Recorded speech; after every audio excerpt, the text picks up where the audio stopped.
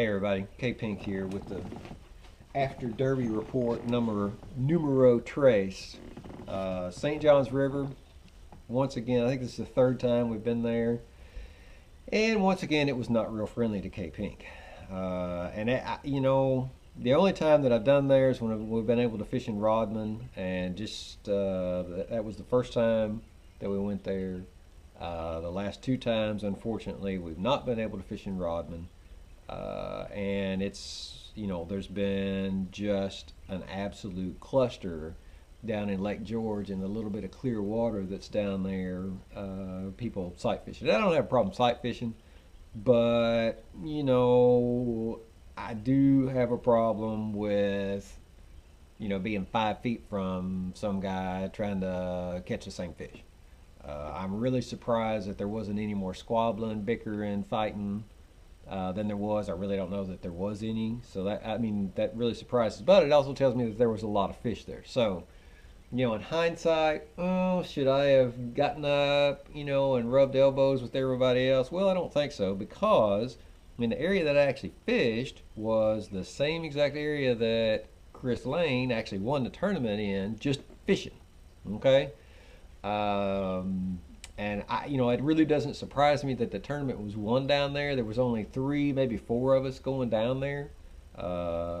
Unfortunately for him, he was the only one that figured out how to catch the bigger fish, which, that's pretty frustrating to be that close, that close basically within eyesight of an area that a tournament gets won out of, and not figure out how to get those bigger bites. And that's the key to Florida. Anytime you go to Florida early in the year, it's all about at least one big bite a day, if not 2. If you just go out there and catch a decent little limit, then you ain't gonna have squat. Okay, you got to catch a limit and get one of those 5, 6, 7 pound bites. And if you get a couple of those big bites, well, you're golden. Okay.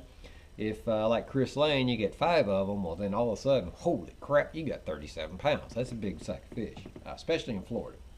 So, what I did to catch them is I was targeting, same thing he was, I was targeting clumps of lily pads, okay?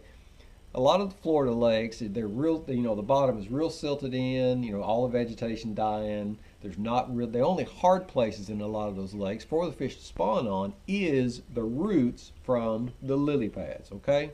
So, back off from them. You can cast a speed worm, drag it across the top of them. I caught a lot of fish doing that with casting a zoom speed worm. June bug red seemed to be the best color. Something relatively dark. The majority of the fish that I caught, though, I actually caught on a zoom ultra vibe speed craw in the Okeechobee craw. That's just for whatever reason, that's the color that they seem to react to the best. And the way I was rigging that, I was using a 4/0. This is a grip pin. It's a Mustad grip pin max hook, and it's a fantastic flipping hook. If you've not seen these, you need to check them out. It has a little keeper molded right there on the side of it. And it's not just stuck on the side. It's actually molded on the hook and then powder coated, and it holds up surprisingly well. I used this one hook the entire tournament practice and during the 2 tournament days, and it's just now, the little keeper is just now starting to get loose, but it's got enough room up at the top where you can snell. This is a 65-pound vicious braid that I was using, and there's more than enough room there to snell it so that when you pull on that, it's that point's coming straight back to you. The keeper works really well at holding whatever soft plastic you like on there, and you can see, it's real. It doesn't stick out, doesn't snag the grass or anything, and it really, you can see, I'm stretching that speed craw pretty good. I'm actually tearing it there, and it's not getting pulled down the shank of the hook, so it works really well.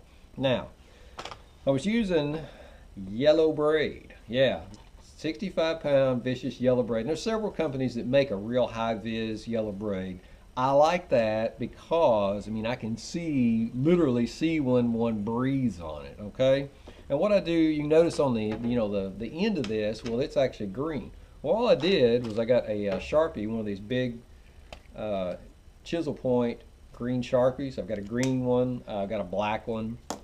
And all I did is after I tie my, tie my hook on there, is I just run that Sharpie up and down the line, about the last 2 feet of it, colors it up just like, just like green braid would be, and it'll last, it'll last 4 or 5 hours.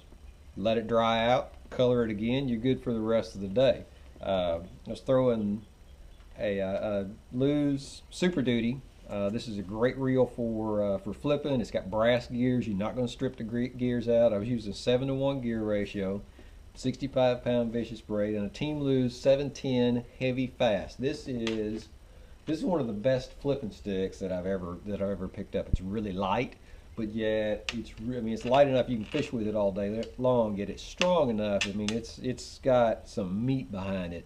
When you jerk on a fish with this stick, I promise you, he's coming your way. Okay, so I think it's St. John's. I finished 72nd, something like that. In 30th place in the points for the AOI. So all's good there. Looking forward to Table Rock, Toledo Bend, and Dardanelle, next 3 events. I look forward to to every one of those. They definitely suit my style of fishing, and look to move up in the points. Stay tuned.